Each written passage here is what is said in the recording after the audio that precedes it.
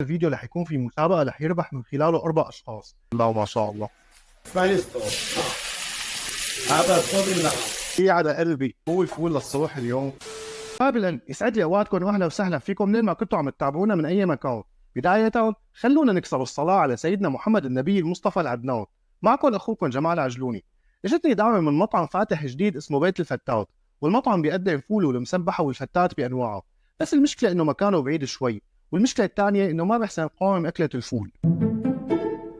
السلام عليكم، الله آية الرزق يا رب. خلينا نعمل برياض. عازمنا ابن عيوني. العزيمة هو سؤالي. انا عازم متابعين. ايه براسي معي دعوة. يعني شو بدك تقدم لنا؟ منيو عندك شو؟ فتة من انواع، فتة بلحمة، فتة مكسرات. انا ما بدي تقلي، حط لي من كل شيء. بأمرك. ايه معي.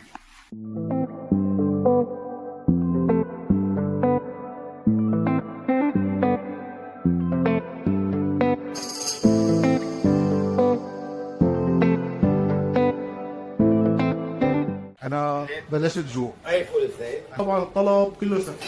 هذا كله صفر. اخي فول للصبح اليوم.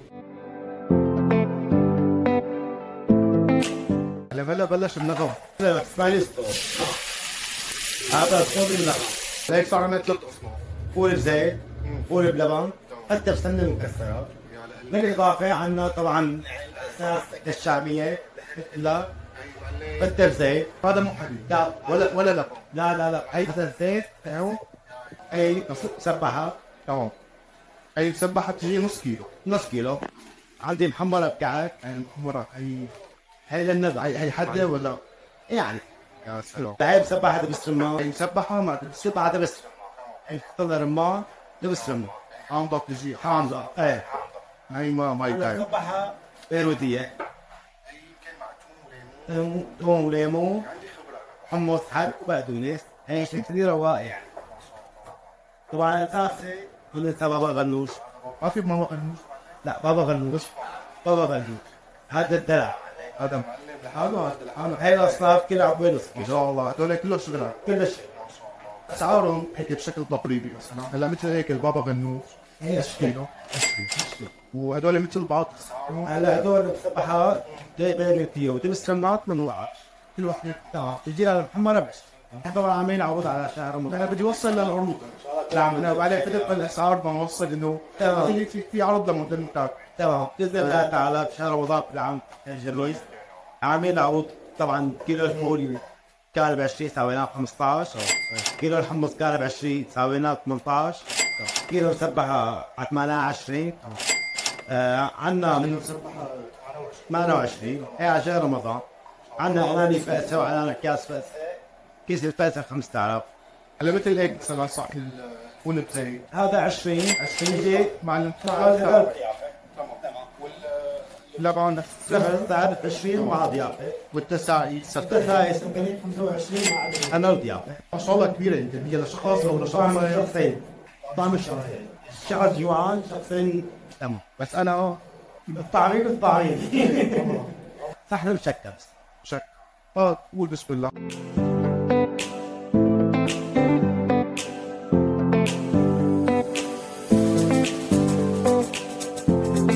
تبعها حمرة تبل بابا غنوش. ما بتحتاج شيء من برا. بسم الله وما شاء الله. مثل هيك شيء 35. المشاوي يطلب مع المشاوي يعني في مرغوب مع المشاوي. طعمي 4 اشهر. ما شاء الله. طعمي 4 اشهر. لا شايف انا لانه كميه محرزه يعني لحد الان بيحسن الواحد اليوم ترويش ياكل منه. تمام.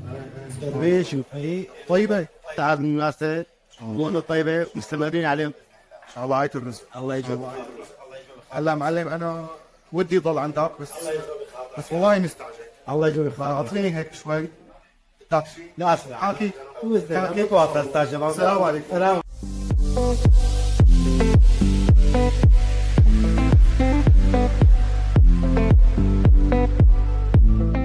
هلا خلينا نبلش سوا باستكشاف هي الوجبات. هلا هون في معنا فول بزيت، معنا فول بلبن، هون في معنا تسقية. خلينا نبلش اول شيء بالتسقية مشان ما تبرد السمنه. مثل ما خبرنا هنيك بالمطعم انه هي الوجبه بيجي معها مثل علبه مخلل مجارة. الباكج شكله مرتب، شكله حلو. خلينا نفتحه ونقول بسم الله الرحمن الرحيم. وليه على قلبي اخترع أكلة التسقية فنان. شو كان خاطر بباله لحتى يطلع هذا الاختراع العظيم؟ طعمة هي التسقية كأنك آكلها بقلب البيت، طعمة هيك ما بتحسها انه طعمة محل، طيبة جدا، بدوية اللي فيها طيبة، لا هي ثقيلة لا هي خفيفة، اضافات اللي معها مثل الدبس الرمان والطحينة عطيتها طعمة كتير اسطورية، التسقية طيبة بشكل اسطوري. خلينا هلا ننتقل على الوجبة اللي بعدها. ابلش بالمتبل. بسم الله الرحمن الرحيم. المتبل اسطوري، كمية طحينة كبيرة، طعمه كتير طيب. فكرة هذا الصحن حلوة، صحن مشكل فيه من كل شيء. المتبل طيب، المتبل طيب بدون مبالغة، طيب جدا. هلا بننتقل على البابا غنوج. بابا غنوج جيد جدا كمان. فوت بالمحمرة، ان شاء الله تكون حدة، انا بحبها المحمرة شوي تكون حدة. نقول بسم الله الرحمن الرحيم.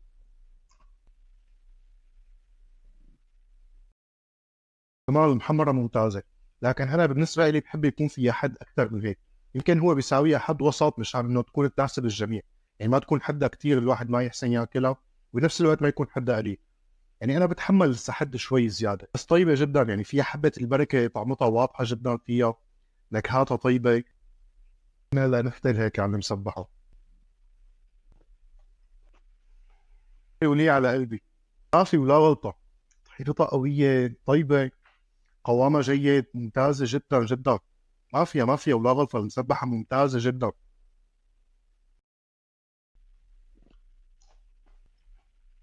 صحن بهيك تشكيله، بهيك مكونات، بهيك اضافات، دبس رمان، زيت بلدي طيب، بندوره، الخبزه المقمره، بيفوز. هذا الصحن بيفوز. سعر هذا الصحن 35,000، سعره منطقي، ممكن هذا الصحن يكفي ل3 اشخاص او 4 اشخاص، جدا طيب، والمكونات اللي فيه جدا طيبه. هلا ننتقل على الوجبه اللي بعدها. هذا صحن فول بزيت، من اول ما سواه وانا عيني عليه عم يطفطف طفطفه بالزيت، يعني هذا اول فول بزيت، مو تحط لي معلقتين زيت وتقول لي يا اخي هاي صحن فول بزيت، لا، هذا هيك. بس هذا شلون بدي اكله انا هلا ما بعرف. يعني شوفوا الزيت قديش معبى فيه. ندوق ونقول بسم الله الرحمن الرحيم. خذ هيك نحاول نوصل للفول، بس انا حاسس انه العمليه شوي صعبه من كثر ما الزيت موجود، لكن مع ابو سطيف ما في شيء صعب. بس عم حاول اني اطلع الفول، وليكو الفول طلع معي. فولة دايبة ذوبان، ما بتعلكها الفولة دايبة لحالها بتدوب. إذا ما كانت هيك ما اسمها أكلة فول. بسم الله الرحمن الرحيم. طيبة، ما في ولا ملاحظة. المكان عن جد عم يقدم شيء طيب. الفولة دايبة، الحمض اللي فيها متوازن، البندورة اللي معها مالها بايتة، البقدونس والثوم والهي كله فريش، جدا طيب. صحن هذا الفول أقل شيء فيني أحكي عنه إنه أسطوري، جدا طيب. مثل ما قلت لكم المكونات اللي فيه كلها طيبة، الفول دايب. سعر صحن هذا الفول 20,000، بكفي لشخصين برياحة، بيجي معه علبة مخلل، كسعر جدا مناسب. إضافة كمان صاحب المطعم خبرنا إنه صحن هذا الفول في عليه عرض لأي حدا من طلاب الجامعة، هو من طلاب المعاهد، بيروحوا لعند هذا المحل بيطلبوا صحنين فول، يعني بيكونوا شخصين مثلا، بيطلع لهم صحن فول مجانا. طبعا هذا المحل عامل هذا العرض بس لطلاب الجامعة وطلاب المعاهد. انت بتورجيه البطاقة الجامعية او بطاقة المعهد اللي انت عم تدرس فيه، بيعطيك صحنين من هذا الفول وفوق منه صحن مجانا. هلا بننتقل للوجبة الأخيرة يلي معنا اليوم، فول بلبن. خلينا نفتحها ونقول بسم الله الرحمن الرحيم. سعره كمان 20,000، بيجي معه علبة مخلل، الصحن بكفي لشخصين أكيلة. ندوق ونقول بسم الله الرحمن الرحيم. غرقان الصحن مسقسق ومنغنغ، ولي على قلبي، بدون مجاملة أسطوري. طعمه حرفيا مثل كأنك عم تاكلها ببيتك. أنا عم بحكي هذا الحكي لأنه أنا ما بستمتع بهاي الأكلة إلا ببيتي. الفول مثل ما خبرتكم من شوي إنه رايح نيفا.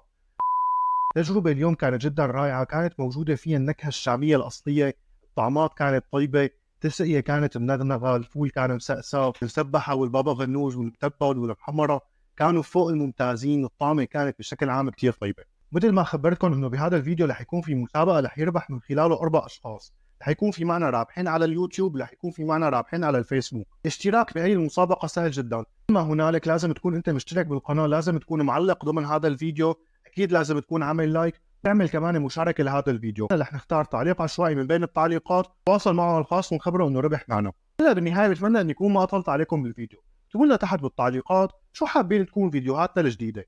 هلا صار فيني لكم سلام.